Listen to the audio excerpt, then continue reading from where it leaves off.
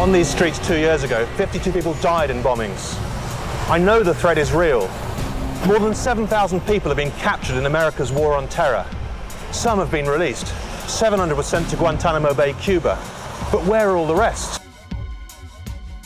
Yeah, I've been investigating the CIA's policy of extraordinary rendition for the last 2-3 years, and we've tracked a lot of people who've been transferred to the CIA's jails and their allies in foreign countries, people places like Egypt, Syria, Morocco. But there's still so many questions about the whole process, and in particular, where have they put everyone? I mean, last September, George Bush announced that the CIA's jails were empty, that there was no terrorists in the CIA's program, but that raised the fundamental question of what have they done with everyone? We've had thousands of people arrested in Afghanistan and around the world, processed by the Americans, held as prisoner, but they've never told us anything about the numbers involved, about where they put them. And it's in a way quite chilling to see this wholesale disappearance. We know that some people have been released, but the figures don't add up. There really are wholesale disappearances here, and I think it's time really that there's accountability on that and real investigation by journalists to take on this issue. I think the world's media is being led from Washington DC. You've got a tightly held flow of information, security information that everyone is lapping up, forms the basis of most people's story about this, what they call the war on terror.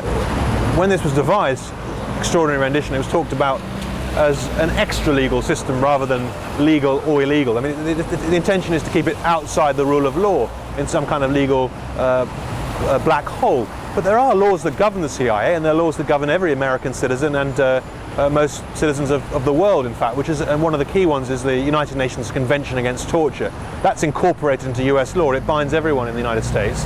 And that says you can't send someone to a country where they're likely to face torture. So certainly if you speak to the people involved, the CIA people who were involved in these programs, they will tell you that they were essentially a fig leaf for the program. They knew that this program was skating on thin ice, and that's why they took great pains to inform their higher-ups. We're talking about the heads of the CIA, talking about the Department of Justice, and we're talking about the White House. I mean, they told the White House that if you send someone to Syria, they're likely to be tortured, because they didn't want to be made the scapegoats of this policy.